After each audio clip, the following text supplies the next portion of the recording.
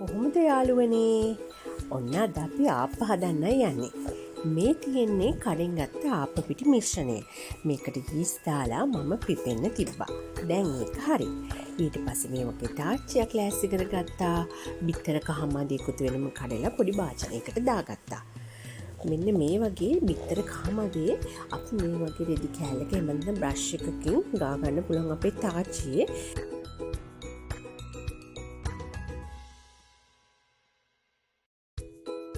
ඔන්න මම බිත්තර සාරු තවරගත්ත මේ තාච්චියේ පස්සේ ගින්දර ටිකක් වැඩි කරලා තාච්චිය හොඳට රත් වෙන්න තියෙනවා. ආප්ප හදනකොට තාච්චිය හොඳට රත් වෙලා තියෙන්න ඕන. එතකොට තමයි ආප්ප ඇලෙන්නේ නැතුව ගැලවෙන්නේ. ඒ වගේම තමයි අපි මේ බිත්තර සාරු ටිකක් වැඩිපුර ගා ගන්නවා අපි පළවෙනියටම හදන ආප්පේ නිසා. ඒ වුණාට කොච්චර බිත්තර සාරු ගාගත්තත් පළවෙනි ආප්පේ නම් චුට්ටක් ඇලෙනවම තමයි. ලිපේ ගින්දර මං චුට්ටක් වැඩි කරගෙන තාච්චි රත් වෙනකන් ඉමු. ඊට පස්සේ අපි පළවෙනිම ආප්පේ දාගමු. මම පිටි මිශ්‍රණය දැම්මා.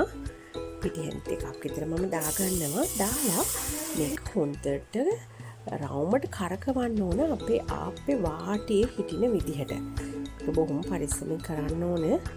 අත පිච්චෙන්න පුළුවන්. දැන් මේ ආප්පේ මැද හිටින විදිහට අපි පිටි ටිකක් මේක ඉතුරු කර ගන්නවා. ඒ ටික තමයි මේ ඔයගොල්ලන්ට පේන්නේ. දැන් අපි මේක වහලා තියමු. මේක ටිකක් පිච්චෙන්න. ඔන්න අපේ පළවෙනි ආප්පේ නම් හරි වගේ පිච්චිලා තියෙන්නේ. දැන් ඉතින් අමාරුම කාර්යය තමයි මේක ගලව ගන්න එක. ඔන්න බලන්න යාළුවනේ මේකත් ඇලිලා තියෙන්නේ. මං කිව්වේ කොච්චර බිත්තර සාරු ගෑවත් මේක ඇලෙනවා කියලා. ඒක නිසා පොඩ්ඩක් අමාරුයි. අපි ඉතින් පළපුරුදු ආප්ප හදන අය නෙවෙයිනේ. ඒක නිසා මේක පොඩ්ඩක් ගලව ගන්න හරි අමාරුයි. මම ඉතින් ගෑරුප්පුවකින් තමයි ගලව ගන්නේ. මගේ ළඟ අර ආප්ප ගලවන්නම ගන්න හැන්දක් නැහැ. ඔන්න ඉතින් මිෂන් එකක් කරලා ඒ ආප්පේ ගලවගත්තා. ඒ වුණාට ඉතින් ඒක හරියේ නැහැ. ඒක නිසා මම වෙනම ආප්පයක් හදාගත්තා. මේ බලන්න. ඒ ආප්පේ නම් හොඳට තියෙනවා. ලස්සනට සිදුරු තියෙන වාටි කරවෙලා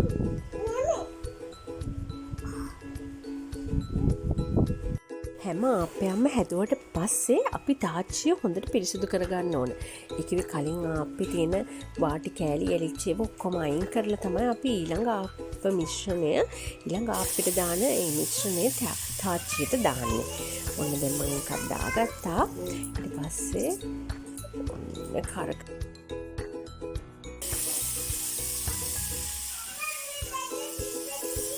මගේ සර්වියට් එකට ගින්දර ඇවිලුණානේ. හරිම පරිස්සමෙන් ඕගොල්ලොත් කරන්න ඕන. මේ වගේ අනතුරු සිද්ධ වෙන්න පුළුවන්.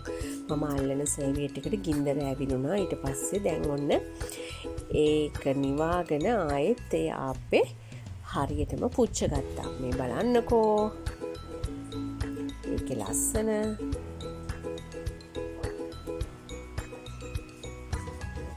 දැන් බලන්න මේ ආප්ප මිශ්‍රණය හොඳට පිපිලා තියෙනවා. ඔයාලට පේනවද ඒක තාච්චියේ තියෙද්දි අර බුබුලු මතුවෙලා ලස්සනට ඒවා පිම්බිලා කැඩිලා යනවා. එහෙම වෙන්නේ අපේ ආප්ප මිශ්‍රණය හොඳට පිපිලා ඒක නියම තත්ත්වයෙන් තියෙනකොට. එතකොට මේකේ සිදුරු ඇතුළට රස්නේ උරාගෙන හොඳට අපේ ආප්පේ මැද කොටස තැම්බෙනවා. ඒකේ අමු ගතියක් තියෙන්නේ නැහැ. ඔන්න දැන් මම තව ආප්පයක් හදාගන්නයි යන්නේ. ඔය බලන්නකෝ ආයෙත් මගේ අත පිච්චුණා.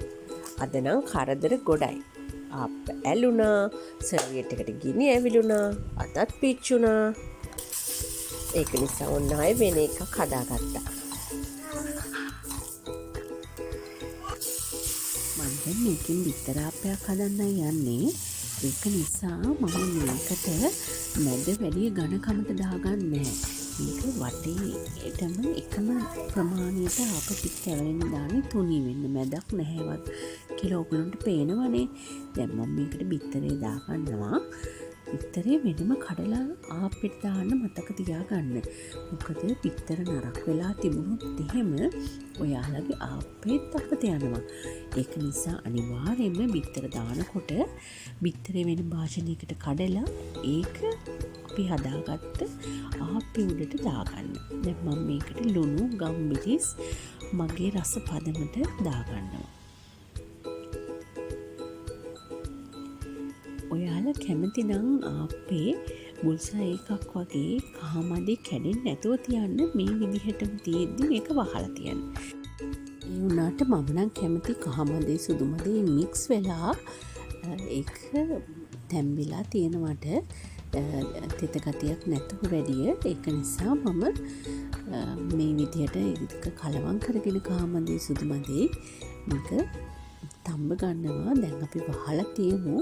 චුට්ට වෙලාවකින් ඇරලා බලන්න එක තැම්බිලාද කියලා. එහෙම මදි වගේ නම් අපිට පුළුවන් තව චුට්ටක් වෙලා වහලා තියන්න බිත්තරේ තැම්බෙනකම්.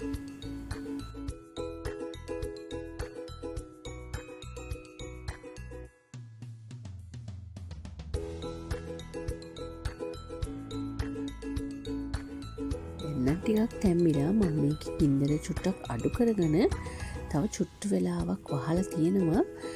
මේක පොඩි තෙත ගතියක් තියෙන නිසා ඒක මේ රස්නෙට තැම්බෙනවා. අපි දැන් බලමු මේක කලව ගන්න කොහොමද කියලා.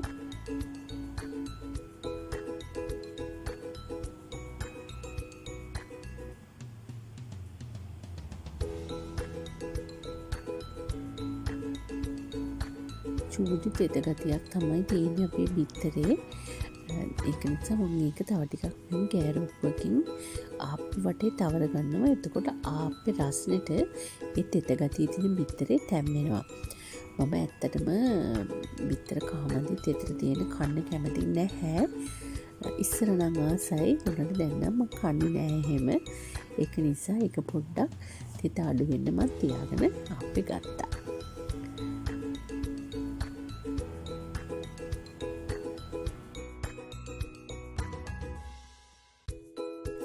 ආප්පතාච්චි රත් වෙලා තියෙන නිසා දැන් නම් ටට්ටක් ගාලා ආප්ප ටික හදාගන්න පුළුවන්. මේ බලන්න ඇලෙන්නේ නැතුව දැන් නම් ලස්සනට අපිට ආප්ප හදාගන්න පුළුවන්. එකපාරම ගැලවිලා එනවා. චූට්ටක් තමයි ඇලුනොත් ඇලෙන්නේ. ඒක නිසා මුලින්ම හදනකොට ඔයාලා බය වෙන්න එපා. ආප්ප එකක් දෙකක් ඇලිලා ගලව ගන්න බැරි වුණා කියලා. අනේ මම ආප්ප හදන එක හරියන්නේ නැහැ කියලා. එහෙම ගැලවෙන්නේ නැති වුණාට තාච්චි හොඳට පිරිසිදු කරගෙන ආයෙ කරන්න. ඒ කියන්නේ මුලින් ඉඳලා සෝදන්න ඕනේ නැහැ. ඒකේ ඇලිලා තියෙන කෑලි ටික හැන්දකින් හරි ආප්ප ගලවන හැන්දකින් හරි ගෑරුප්පකින් හරි හොඳට අයින් කරගෙන ඊට පස්සේ ඊළඟ ආප්ප මිශ්‍රණය දාන්න. ඒකත් හරියන්නේ නැත්නම් ඒකත් ඇලුනොත් ඒකත් අයින් කරලා ඒකෙත් අර ඇලිලා තියෙන කෑලි ටික සූදලා චුට්ටක් අයින් කරලා තාච්චි ඊටු ටික දාගන්න. ඉතින් එහෙම කරද්දී තාච්චිය පදමට රත් වෙනවා. එතකොට අපිට එක දිගට හදාගෙන යන්න පුළුවන්. නැත්නම් අපි මේක සෝදනවා ආයෙ තියනවා ආයෙ සෝදනවා ආයෙ තියනවා. එහෙම කරොත් නම් අපිට කවදාවත් ආප්ප හදන්න වෙන්නේ නැහැ. දැන් ඔගොල්ලෝ ආප්ප කඩවල් වල දැකලා ඇති. ඒගොල්ලෝ හැමදාම පරණ තාච්චි වලමයි හදන්නේ. සෝදලා පිරිසිදු කරනවා ඇති. උනන හොඳට රත් කරලා ගන්න. එතකොට ඒ රත් වෙන පදමත් එක්ක මේ ආප්පේ හදන එක ලස්සනට කරගන්න පුළුවන්. දැන් බලන්න මේ ආප්පේ ඒකත් අර හොඳට ගැලවෙනවා. චුට්ටි තැනක් විතරයි මං කිව්වා වගේ ඇලිලා තියෙන්නේ. ඉතින් දැන් අපේ තාච්චි හොඳට රත් වෙනා නිසා අපිට හොඳට ආප්ප ටික හදාගන්න පුළුවන්. ඉතින් ඔයාලත් උත්සාහ කරලා බලන්න මේ වගේ ලස්සනට රසට පිරිසිදුවට ආප්ප ටිකක් ගෙදරදී හදාගන්න. ආප්ප හදනවා කියන එක ඉතින් ලේසි පහසු වැඩක් නෙමෙයි. කාලය ගොඩාක් ගත වෙනවා. ඒ වගේම ඉතින් හදලා ඉවර වුණාම මොකද තාච්චි පිරිසිදු කරද්දී ඒකේ ආප්පවල කෑලි හැමතැනම විසි වෙලා බලන්න මගේ ලිප වටේම. දැන් ඉතින් ලොකු වෙලාවක් අරගෙන මේක හොඳට පිරිසිදු කරලා අස් කරගන්න ඕනේ. ඉතින් ඒ වගේ තමයි කෑම හදනකොට උනාට ඉතින් ගෙදර අය සතුටින් කනවනේ. ගෙදර හදන ආප්ප සමහර වෙලාවට කඩේ ආප්වලට ප්ලාස්ටර් ඔෆ් පැරිස් වගේ දේවල් දානවා කියලා අපි අහලා තියෙනවා. ඒකේ වාටියට හයියට හිටින්න. ඉතින් ඒ වගේ කෘතිම දේවල් එකතු කරගන්න නැතුව පිරිසිදු ඔයාලටත් ගෙදරදිම ආප් හදාගන්න පුළුවන්.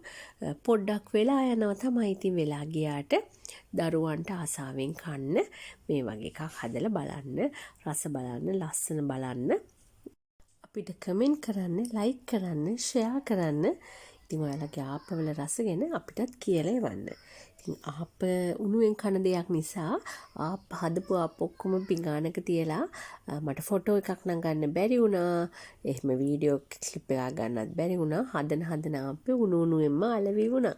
ඒක නිසා ඔයගොල්ලෝ ගෙදර හදලා පොඩ්ඩන්ට දෙන්න, ගෙදර අනිත් අයට දෙන්න. ඒගොල්ලෝ ආසාවෙන් කයි, රසයෙන් කයි, පිරිසිදුවට කන්න පුළුවන්. ඒක නිසා ඔයාලා තාප්ප හදලා බලන්න.